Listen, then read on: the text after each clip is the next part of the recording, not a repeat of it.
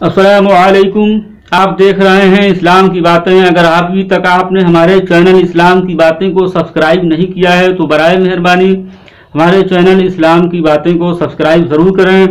آج ہم حاضر ہیں ایک نئے موضوع کے ساتھ۔ نیا موضوع ہے اسلام میں تعلیم کی اہمیت، اسلام میں شکشا کا مہتو۔ عزیزان محترم، آپ کو اسی بات سے اندازہ ہو جائے گا کہ اللہ تبارک و تعالی نے سب سے پہلے وحی جو نازل فرمائی اپنے مقدس کلام یعنی قرآن مجید میں، جو سب سے پہلی آیت کریمہ نازل فرمائی، اور اپنے محبوب صلی اللہ علیہ وسلم پر جو سب سے پہلے وحی نازل فرمائی، وہ تعلیم کے تعلق سے ہی ہے، شکشا کے سمبند میں ہی ہے۔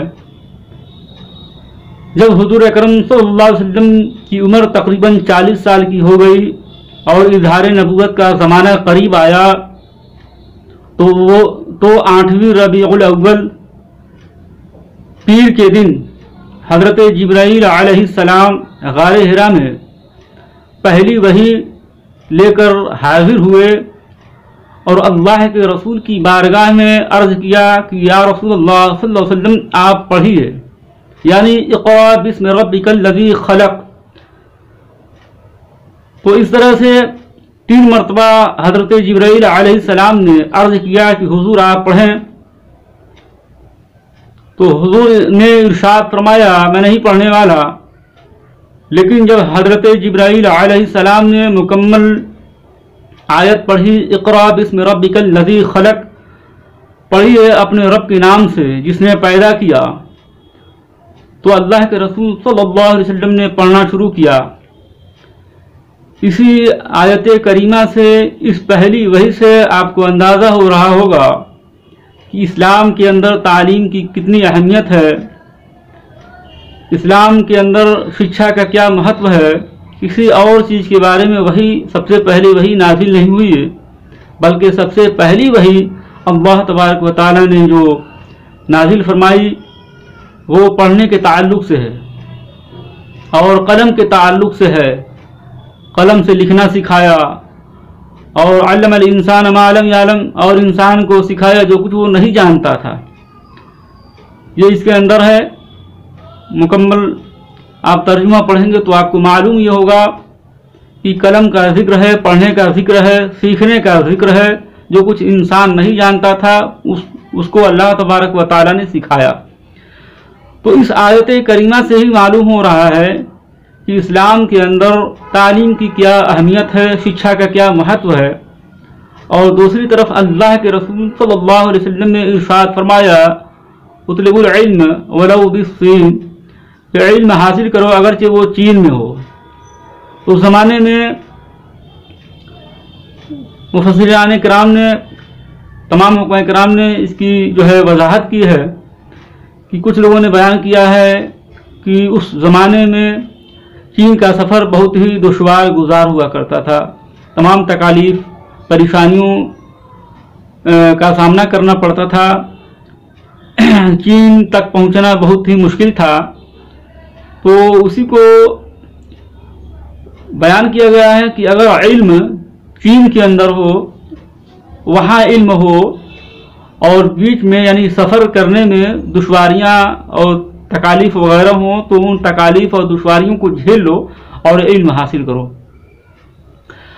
اور پھر دوسری یہ بھی ارشاد فرمایا گیا ہے، مطلب لوگ بیان، حکماء کرام نے بیان کیا ہے کہ اس زمانے میں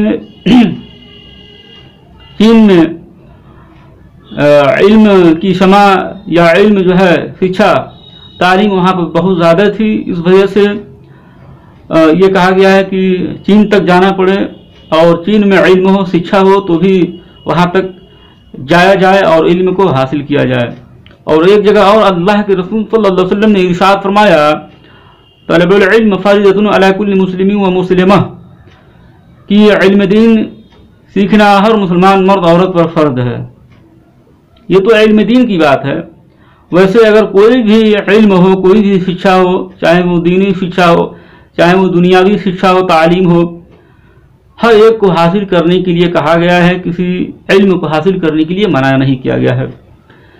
ان दो अहादीस मुबारका और कुरान पाक की मुकद्दस आयत करीमा से यह बात वाज़ेह हो जाती है कि इस्लाम में तालीम की बहुत ही ज़्यादा अहमियत है, बहुत ही ज़्यादा शिक्षा का महत्व है। और शिक्षा, अल्लाह के रसूल सल्लल्लाहु अलैहि वसल्लम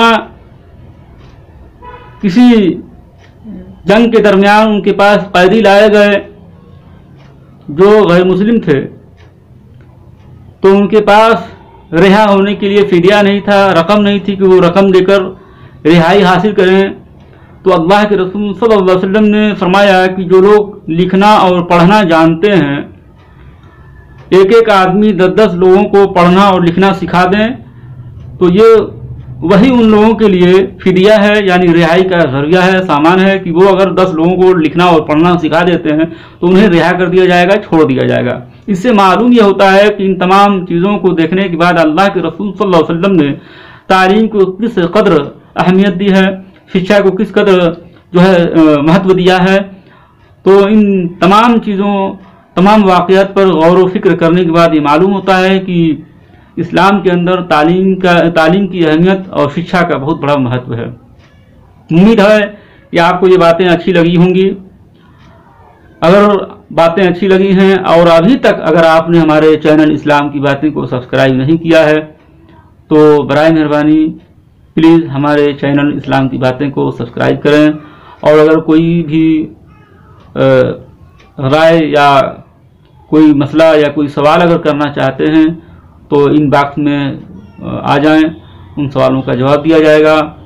जब तक के लिए दीजिए हमको इजाज़त, फिर हम मिलते हैं अगले वीडियो में। अस्सलामु अलैकुम, अल्लाह हाफिज़।